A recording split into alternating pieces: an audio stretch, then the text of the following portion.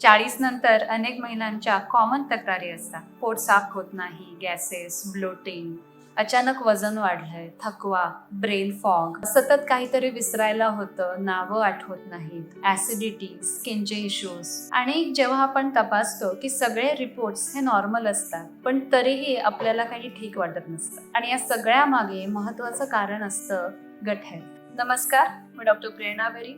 ऊर्जा वेलनेस या युट्यूब मध्ये तुमचं स्वागत आहे. आजच्या व्हिडिओमध्ये आपण समजून घेणार आहोत की 40 नंतर गट हेल्थ खराब का होते, यामागची सायंटिफिक कारण काय काय आहे, आयुर्वेद पंचकर्मामध्ये याला कशी मदत होऊ शकते, गट ब्रेन ऍक्सिस म्हणजे काय, आणि काही माझ्या क्लिनिक मधल्या रिअल केस स्टडीज. 40 नंतर गट हेल्थ का बदलते, तर याला आपण म्हणूयात की एक फिजिओलॉजिकल चेंजेस, म्हणजेच आपण ज्याला म्हणतो की वयानुसार आपल्या शरीरात होणारी बदल, हे आपल्याला 40 नंतर अगदी प्रॉमिनंटली दिसायला लागतात. यामध्ये सगळ्यात महत्वाचं कारण असतं ते म्हणजे hormonal changes. Naturally oestrogen progesterone यांचा इम्बॅलन्स व्हायला लागतो किंवा इस्ट्रोजनची लेवल ही कमी व्हायला लागते, आणि त्याचा परिणाम हा आपल्या मेटाबॉलिझमवर, डायजेशनवर हा व्हायला लागतो. आणि मग आपल्याला नॅचरलीच पचनाच्या तक्रारी ह्या बऱ्याचशा जाणवायला लागतात. इस्ट्रोजनची लेवल ही कमी झाल्यामुळे डायजेशन हे स्लो डाऊन होतं, गट मोबिलिटी ही कमी होते, आणि आपल्याला ब्लोटिंग, ऍसिडिटी, कॉन्स्टिपेशन ह्या गोष्टी जाणवायला लागतात. मेटाबॉलिझम हे स्लो होऊन जातं, म्हणजेच आपल्या अन्नातून एनर्जी तयार करायची जी प्रक्रिया आहे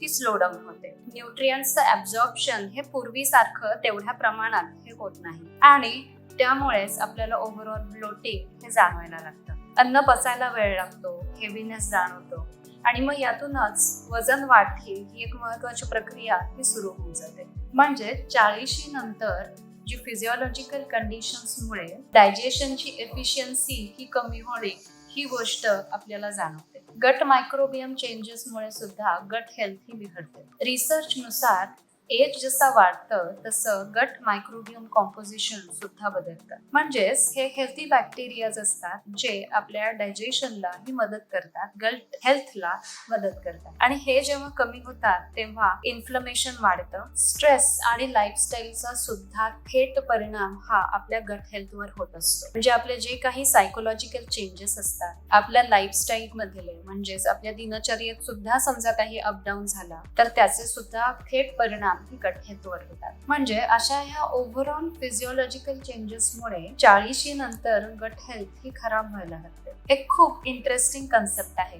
गट ब्रेन ऍक्सेस. म्हणजेच आपलं पोट आणि आपला मेंदू हे सतत एकमेकांशी संवाद साधत असतात, आणि हा जो संवाद आहे हा नर्वस सिस्टीम, हॉर्मोन्स, गट बॅक्टेरिया यांच्या माध्यमातून हा चालू असतो. यात सगळ्यात महत्वाची गोष्ट म्हणजे सिरोटोनिन हॉर्मोन जे आहे हे मूड रेग्युलेट करणारं हॉर्मोन आहे, आणि हे 90% आपल्या गटमध्ये हे तयार होत असतात. म्हणजेच जेव्हा आपली गट खराब असेल, गट हेल्थ ही चांगली नसेल, तेव्हा फक्त डायजेशन बिघडत नाही तर आपल्या मेंटल हेल्थवर सुद्धा त्याचा परिणाम होतो. Mood swings, anxiety, irritability, brain fog किंवा कॉन्सन्ट्रेशन न होणं हे आपल्याला गट हेल्थ चांगली नसेल तरीही दिसतात. आजकाल सायंटिस्ट गटला सेकंड ब्रेन असं म्हणतात. म्हणजे healthy gut is healthy mind, हे महत्वाचं आपल्याला लक्षात ठेवलं पाहिजे. 40 नंतरचा जेव्हा आपण स्त्रियांच्या शरीराचा विचार करतो तेव्हा आयुर्वेदानुसार इथे आपल्याला वात दोषाचा आणि अग्नीचा हा विचार करावा लागेल. वयानुसार दोष हे बदलत असतात, आणि 40 नंतर वाताचं अधिष्ठान हे जास्त होतं, आणि त्यामुळे आपल्याला सगळे वाताच्या रिलेटेड डिझीजेस किंवा लक्षणं ही आपल्या शरीरामध्ये, महिलांच्या शरीरामध्ये प्रामुख्याने ही दिसायला लागतात. आणि मग तिथे आपल्याला प्रामुख्याने गर्भाशयाच्या संदर्भात असलेले काही आजार हे दिसायला लागतात. मग आपण त्याला पाळीच्या तक्रारी म्हणतो, प्री मेनोपॉझल फेज म्हणतो, मेनोपॉझल फेज येत आहे. या सगळ्यामध्ये वाताचा इम्बॅलन्स हा प्रामुख्याने आपल्याला दिसतो. बोन्स, जॉईंट सुद्धा अफेक्ट होतात. आणि एक साधी गोष्ट तुम्हाला सगळ्यांनीच ऑब्झर्व केली असेल, आणि ती म्हणजे जसं आपलं डायजेशन, पचन क्रिया ही आधी असते ती 40 नंतर त्याच पद्धतीने ही राहत नाही. म्हणजेच समजा आधी आपण 2-3 पोळ्या समजा खात असो, तर आपण आता ते 1-1.5 पोळीपर्यंत आपण थांबतो, कारण डायजेशन किंवा आपण म्हणूयात अग्नी हा जो आहे हा अग्नी हा कुठेतरी कमजोर व्हायला लागतो. अग्नीला आता आपण तुमच्यासाठी सिम्प्लिफाय करण्यासाठी म्हणून मी त्याला डायजेस्टिव्ह फायर असं म्हणते. म्हणजेच आपल्या जठराग्नी आपण म्हणूयात, पण अग्नी ही खूप मोठी कन्सेप्ट आहे आयुर्वेदामध्ये. पण आता आपण गट हेल्थ संदर्भात बोलतोय तर आपण ह्याला जाठराग्नी कन्सिडर करून आपण हे बोलूया. तर जाठराग्नी हा कमकुवत होत जातो आणि त्यामुळे आपली डायजेशन मेटाबॉलिझम प्रोसेस जी आहे ही स्लो डाऊन व्हायला लागते. जसं मी आधीच सांगितलेलं आहे तसं बाकीची जी काही लक्षणं आहेत ही सगळी आपल्याला जी 40 नंतर दिसतात ती वातदोषाचा इम्बॅलन्स हा वाढल्याने आपल्याला ही सगळी लक्षणं दिसायला लागतात. म्हणजेच आयुर्वेदानुसार वातदोषाचा बॅलन्स करणे आणि अग्नी वाढवणे ह्या दोन प्रमुख कन्सेप्ट आपल्याला लक्षात घेतल्या पाहिजेत. गट हेल्थ सुधारण्यासाठी पंचकर्म हे अत्यंत प्रभावी उपाय आहे. पंचकर्मावर आपल्या चॅनलवरती अनेक व्हिडिओज आहेत. पंचकर्म तुमच्या आरोग्याचा रिसेट, त्याचप्रमाणे अजून एक व्हिडिओ केलेला आहे की 40 नंतर कोणकोणते पंचकर्म करावे. ते व्हिडिओ जाऊन तुम्ही बघा, म्हणजे मग त्याच्यामध्ये तुम्हाला पंचकर्माची अगदी डिटेल्ड माहिती मिळेल. पण 40 नंतर साधारणतः आपण करणारे पंचकर्म म्हणजे सगळ्यात महत्वाचं म्हणजे बस्ती आपण हे पंचकर्म करतो आणि त्यामुळे गट हेल्थ सुधारायला ही खूप चांगल्या पद्धतीने मदत होते. त्यानंतर विरेचन सुद्धा पंचकर्म आहे. नस्य सुद्धा आहे की ज्याने तुमच्या सायकोलॉजिकल जे काही प्रॉब्लेम्स असतात ते कमी व्हायला खूप चांगल्या पद्धतीने मदत होते. गट हेल्थ सुधारण्यासाठी म्हणून डाएट आणि लाईफस्टाईल याचा सुद्धा खूप महत्वाचा रोल आहे. आणि पुन्हा मी तेच सांगितलं की आपल्या चॅनलवरती ह्या सगळ्याचे अनेक व्हिडिओज हे तुम्हाला बघायला मिळतील. म्हणजे तुमची दिनचर्या, सर्कॅडियन रिदम हा कसा असावा, तुमचा ब्रेकफास्ट कसा असावा, पोटावरची चरबी कमी करण्यासाठी म्हणून तुमची लाईफस्टाईल कशी असावी, डाएट कसा असावा, या सगळ्याचे व्हिडिओज आहेत. ते आणि खूप व्हिडिओज आहेत, डिटेलमध्ये व्हिडिओज आहेत. ते तुम्ही समजा बघितले तर तुम्हाला ती सगळी आयडिया काय आहे, कन्सेप्ट काय आहे, ही कन्सेप्ट तुमची क्लिअर होईल. आता बऱ्याचदा काय होतं, आजकालचं जी पद्धत आहे, जे ट्रेंड आहे की लोकांना 30 सेकंदामध्ये आपल्याला जे होतंय त्याच्याबद्दल उपाय हवा असतो. पण असं नाही होत ना, कारण प्रत्येकाचं शरीर वेगळं आहे, प्रकृती वेगळी आहे, हिस्ट्री वेगळी आहे.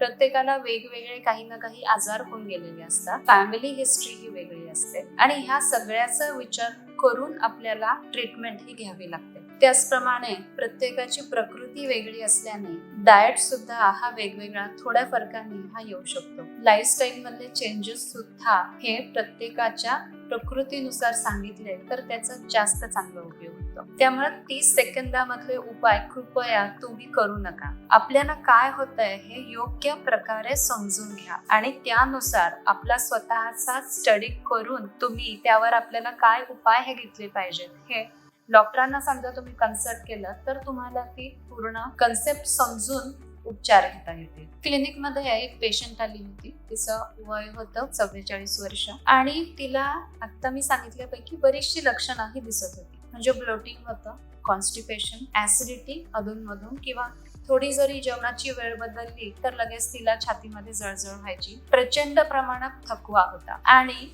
एक लक्षण महत्वाचं तिला दिसत होतं ते म्हणजे मी आजकाल बरंचसं विसरायला लागले, नावं विसरायला लागले. पण अर्थात जेव्हा ती हे सांगत होती हे प्रॉमिनंटली लक्षण तिला दिसत होतं, पण ती हेही बोलून गेले की हा आता ठीक आहे, 40 नंतर ही सगळी लक्षणं थकवा आणि विसरणं हे होणारच. म्हणजे आपण ह्या गोष्टी इतक्या ऍक्सेप्ट केलेल्या आहेत की 40 नंतर ह्या गोष्टी होणारच, पण तसं नाहीये. तुम्ही समजा ह्याच्यावरती व्यवस्थित काम केलं तर नक्कीच ह्या गोष्टी ह्या तुम्हाला होणार नाही. तर ह्या गोष्टींचा जेव्हा आपण विचार करतो तेव्हा फक्त 40 असा विचार न करता आपण इथे 360 डिग्रीज मध्ये विचार केला पाहिजे. म्हणजे इथे तुमचं डायटरी करेक्शन हवं, लाईफस्टाईल करेक्शन हवं, मेडिसिन सुद्धा ही घेतली गेली पाहिजेत आणि त्या जोडीला पंचकर्म सुद्धा. लाईफस्टाईल करेक्शन सुद्धा हे खूप महत्वाचे असतात, कारण इथे एक गोष्ट महत्वाची आहे की हे 40 नंतरचे जे चेंजेस आहेत हे फिजिओलॉजिकल चेंजेस असतात. म्हणजे ते आपल्या शरीरामध्ये आतले चेंजेस हे ऑलरेडी सुरू झालेले असतात. त्यामुळे एका गोळीने तुम्हाला नक्कीच बरं वाटणार नाही. तुम्ही ह्या सगळ्या गोष्टींवर तुमचं काम केलं तर नक्कीच तुम्हाला 40 नंतरचं सुद्धा आयुष्य तेवढ्याच एनर्जेटिकली आणि तेवढंच युथफुल जगता येईल. 40 नंतर गट हेल्थ चांगली ठेवण्यासाठी म्हणून साध्या सवयीच खूप महत्वाच्या आहेत. गरम आणि ताजं अन्न खा, म्हणजेच प्रोसेस्ड फूड, पॅकेट फूड हे टाळलं पाहिजे. ताजं आणि शिजवलेलं अन्न असतं तेच आपल्या डायजेशनला मदत करतं. खूप थंड, कोरडे पदार्थ आणि जड पदार्थ हे टाळणे, म्हणजे त्याच्यामध्ये थंड पाणी, आईस्क्रीम, कोल्ड ड्रिंक्स, बेकरीचे पदार्थ, मैद्याचे पदार्थ, तळलेले पदार्थ हे टाळले पाहिजे, कारण यांनी आपली डायजेस्टिव्ह फायर म्हणजे अग्नी हा कमजोर होतो. सर्कॅडियन रिदम, बॉडी क्लॉक हे सुद्धा खूप महत्वाचं आहे. म्हणजे फिक्स्ड मील टायमिंग्स हे तुमचं गट हेल्थ चांगलं राहण्याचं एक सिक्रेट आहे. तुमच्या रुटीन मध्ये एक्सरसाइज हा असलाच पाहिजे. वॉकिंग, योगा, स्ट्रेचिंग, जो काही एक्सरसाइज तुम्ही करू शकाल तो रोजच्या रोज हा केला गेला पाहिजे. ह्याच्यासाठी तुम्ही 20 मिनिटं ते 30 मिनिटं ही दिलीच गेली पाहिजे. यामुळे तुमची गट मोटिलिटी ही सुधारते, चांगली राहते. स्ट्रेस मॅनेजमेंट ही सुद्धा महत्वाची आहे, कारण याने सुद्धा तुमचं गट हेल्थ हे चांगलं राहणार आहे. यासाठी तुम्ही मेडिटेशन, योगा, प्राणायाम आणि सगळ्यात महत्वाचं पुरेशी झोप ही घेतली तर तुमची स्ट्रेस हे चांगल्या पद्धतीने मॅनेज होईल. 6 ते 8 तास झोप घेतल्याने तुमची गट हेल्थ ही चांगल्या पद्धतीने मेंटेन राहते. या सगळ्या छोट्या छोट्या सवयी समजा तुम्ही लावून घेतल्या तर 40 नंतरही तुमची गट हेल्थ ही खूप चांगली राहू शकते आणि नक्कीच याने तुमची एजिंग प्रोसेस ही स्लो डाऊन होऊ शकते. तुम्हाला गट हेल्थ बद्दल समजा काही क्वेरीज असतील तर आम्हाला कमेंट मध्ये नक्की द्या. त्याचं उत्तर द्यायचं मी नक्कीच प्रयत्न करेन आणि तुमच्या 40शीतल्या मैत्रिणींना हा व्हिडिओ फॉरवर्ड करायला विसरू नका.